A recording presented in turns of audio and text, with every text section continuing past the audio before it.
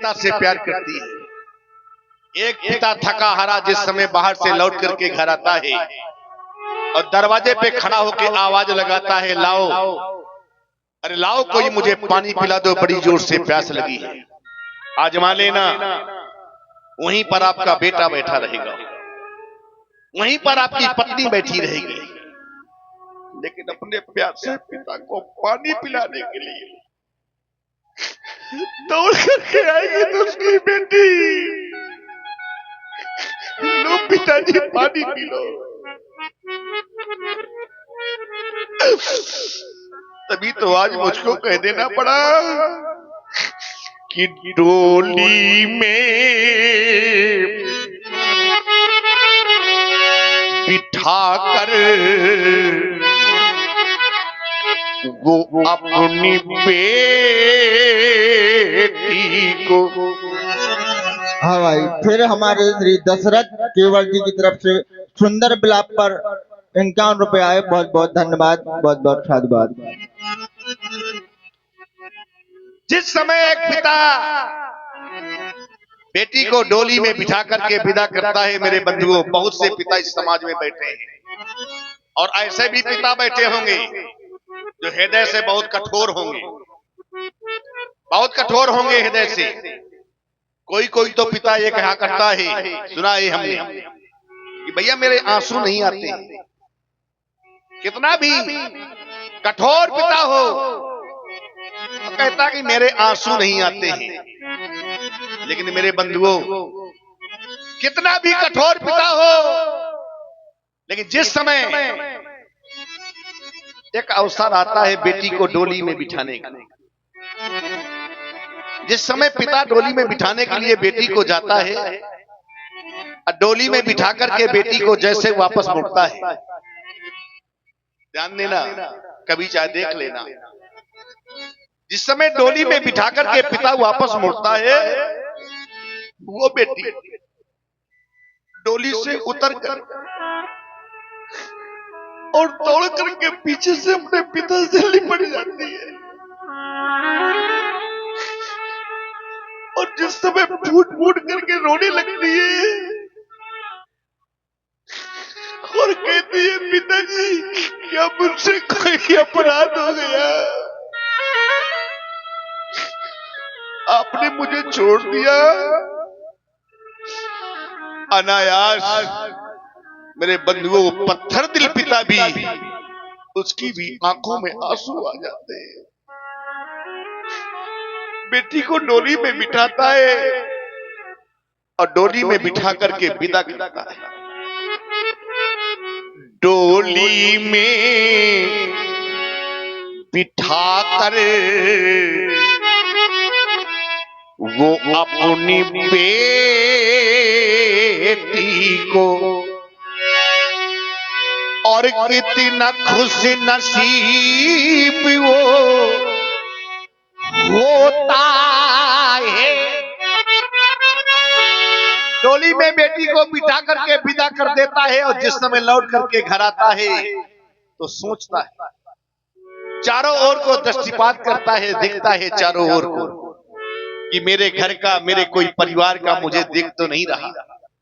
और जब देखता है कोई नहीं देख रहा तो जानते हो मेरे मित्रों क्या करता है वो, कि एक कोने में जा करके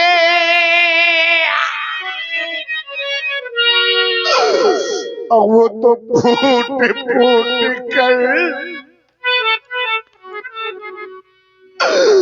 एक कोने में जा करके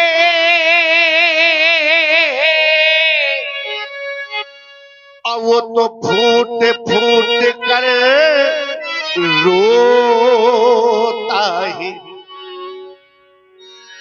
मैं नहीं करता, लोग कहा करते हैं कि बेटी पराया धन है, बेटी पराया धन है। आप लोग भी कहते होंगे बेटी पराया धन है, लेकिन ना, मैं इस बात को स्वीकार नहीं करता कि बेटी पराया धन है। क्यों?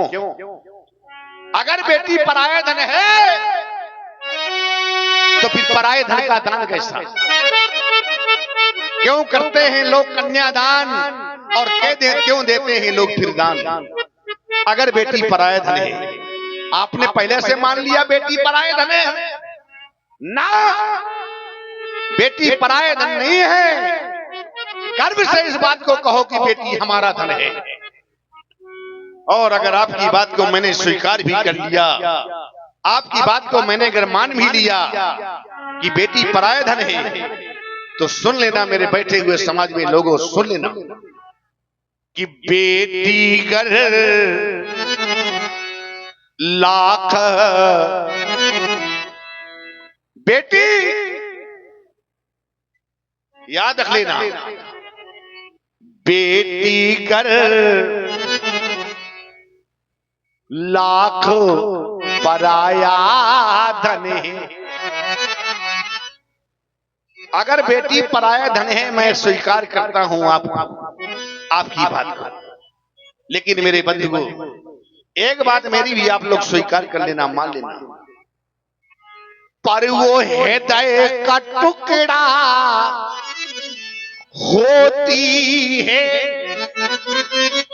और वो किस्मत वाले होते हैं कि जिनके घर बेटी होती है।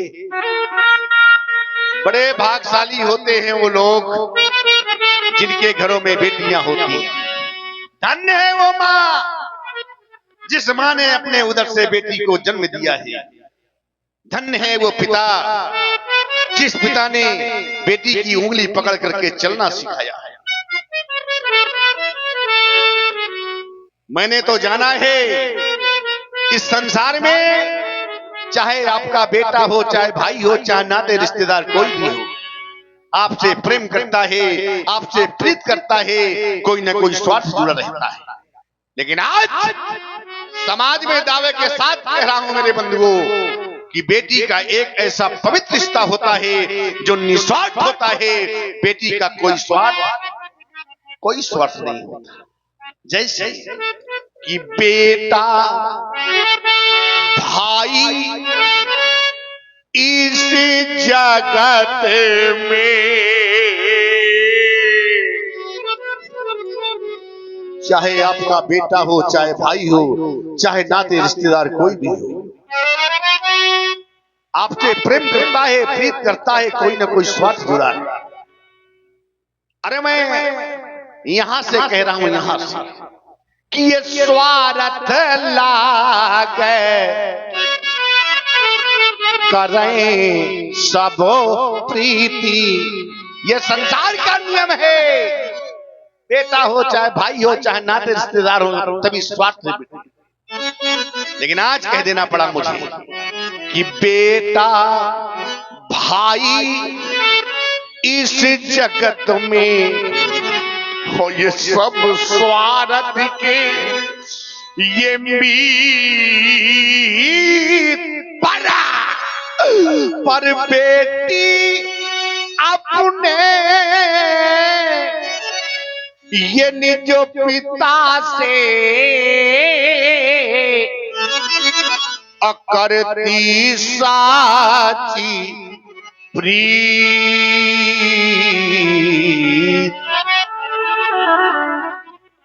बेटी अपने निजे पिता से करती साची प्रीत।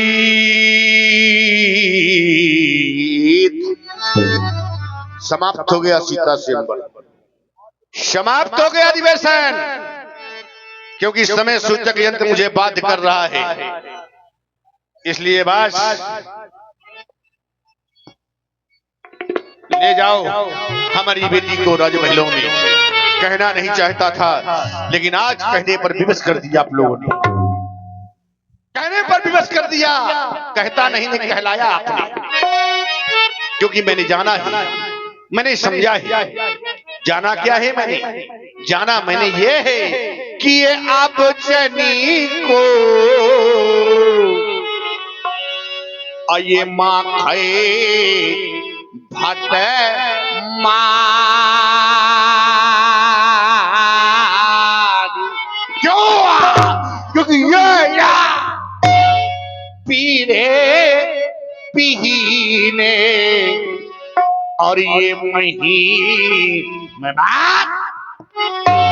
समझ गया, कोई भी ऐसा वीर नहीं जो मेरे प्रण की पूर्ति कर दे।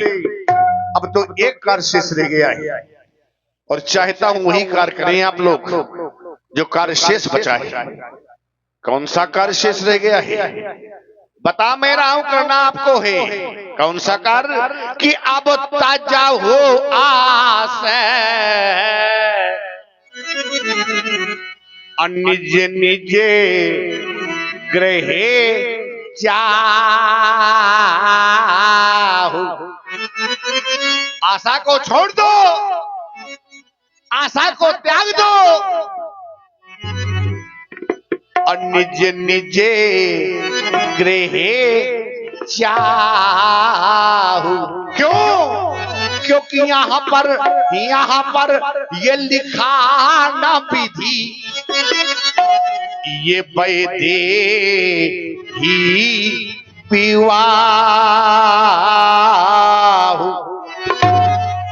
देश देशांतर से आए हुए नेपालो, मैं पालो भूपालो, समाप्त हो गया सीता स्वयंवर, समाप्त हो गया अधिवेशन। आप सभी लोग अपने अपने घरों को प्रस्थान कर जाएं।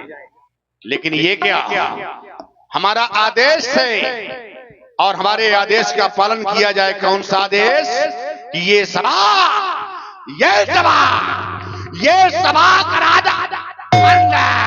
क्योंकि बिगड़ गया मिथिलेश का ये रंग अमन का रंग। भगा दो नेपालों को यहां से।